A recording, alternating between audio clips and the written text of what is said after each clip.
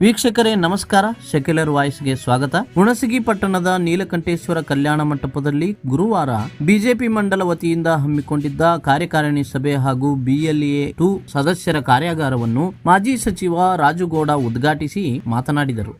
ನರೇಂದ್ರ ಮೋದಿ ಸಾಹೇಬರು ಅಷ್ಟು ಸದೃಢವಾಗಿ ಆಡಳಿತ ಮಾಡಕ್ಕೆ ಕಾರಣೀಭೂತರು ಯಾರು ಅಂತಂದ್ರೆ ತಮ್ಮಂತ ಎಲ್ಲಾ ಕಾರ್ಯಕರ್ತರು ಸೇರಿ ಕೆಲಸ ಮಾಡಿದಕ್ಕೆ ಇವತ್ತ ಈ ಪಕ್ಷ ಇಷ್ಟೊಂದು ಬಲಿಷ್ಠವಾಗಿ ಒಂದು ಸ್ಟ್ರಾಂಗ್ ಆಗಿ ನಿಂತಿದೆ.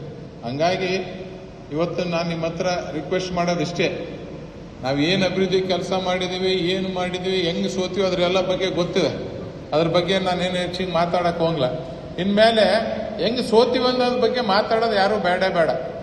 ಎಷ್ಟು ವರ್ಷ ಹೊತ್ತಿದೆ ಸೋತಿದ ಬಗ್ಗೆ ಯೋಚನೆ ಮಾಡಮ್ಮ. ಏನೋ ಆ ಟೈಮ್ ಬಂತು, ಕೆಟ್ಟ ಟೈಮು, ನಮ್ಮಿಂದ ಏನೋ ತಪ್ಪುಗಳಾಗಿದ್ದು, ನಮ್ಗಳಿಂದ ಏನೋ ಮಿಸ್ಟೇಕ್ಗಳಾಗಿದ್ದು, ನಮ್ಮ ಸರ್ಕಾರದಿಂದ ಏನೋ ಮಿಸ್ಟೇಕ್ ಆಗಿದ್ದು, ಏನೇನೋ ಸಮಸ್ಯೆಯಿಂದ ಸೋತೀವಿ. ಅದನ್ನು ಬಿಟ್ಬಿಡೋಣ. ಈಗಿನ ಚುನಾವಣೆ ಎಷ್ಟು, ಇನ್ನೊಂದು 2 ವರ್ಷ ಅದು. ಹೆಂಗ್ ಗೆಲ್ಲಮ್ಮ ಅನ್ನೋದ್ರ ಬಗ್ಗೆ ಚಿಂತೆ ಮಾಡಿದಾಗ ಮಾತ್ರ ಮುಂದೆ ಗೆಲ್ಲಕ್ಕೆ ನಮ್ಗೆ ಅನುಕೂಲ ಆಗ್ತದೆ. ಹೊರತಾಗಿ ಇಷ್ಟೆಲ್ಲ ಮಾಡಿ ಸೋತೀವಿ ಅಂತ ಕುಂತ್ರೆ ಏನೂ ಆಗಲ್ಲ.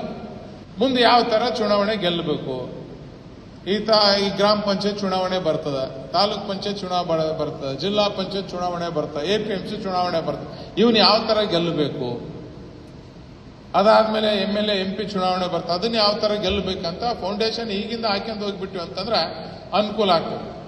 ಇದಕ್ಕೇನು ಬಹಳ ಸಾಹಸ ಮಾಡೋದು ಬೇಕಾಗಿಲ್ಲ, ಇಷ್ಟೇ ಮಾಡ್ಬೇಕು.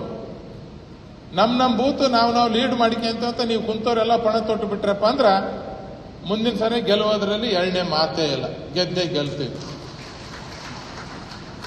ರಾಜನಕೋಳರ್ದು ಯಾರು ನೋಡಿ, ನಾನು ಕೊಡೆಕಲ್ ನೋಡಿದಂತ HC ಪಾಟೀಲ್ ಹೋದ್ರಂದ್ರ, ಕರಿಬಾಯಿ ಯಾರು ನೋಡ್ಲ, ಜೋಗಣಬಾಯಿ ನೋಡ್ತಂತ ಸಿದ್ದನಗೌಡ ಮಾವು ಹೋದ್ರಂದ್ರ, ನಿಮ್ ಬೂತ್ ಬಿಟ್ಟು ಬೇರೆ ಬೂತ್ ಲೀಡ್ ಮಾಡ್ತಂತ ಹೋದ್ರಂದ್ರೆ ಗೆಲ್ಲಕ್ ಆಗಲ್ಲ. ಎಲ್ಲರೂ ಬೇರೆ ಊರಾಗ ಎಲ್ಲರೂ ಚಲೋ ಇರ್ತೀವಿ. ಸುಮ್ಮನೆ ಅವ್ರಿಬ್ರು ಹೆಸರು ಉದಾಹರಣೆಗೆ ಹೇಳಿ ನಾನು, ಬೇರೆ ಊರಾಗ ಎಲ್ಲರೂ ಚಲೋ ಇರ್ತೀವಿ.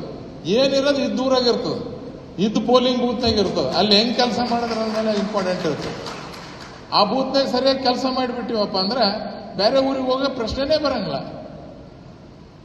ನಿಮ್ಮ ಪಂಚಾಯತಿ, ನಿಮ್ಮ ಊರು, ನಿಮ್ಮ ಇದನ್ನ ಹುಡ್ಕೊಂಡ್ಬಿಟ್ರೆ ಬೇರೆ ಚಿಂತನೆ ಮಾಡೋದು ಬರಂಗಿಲ್ಲ.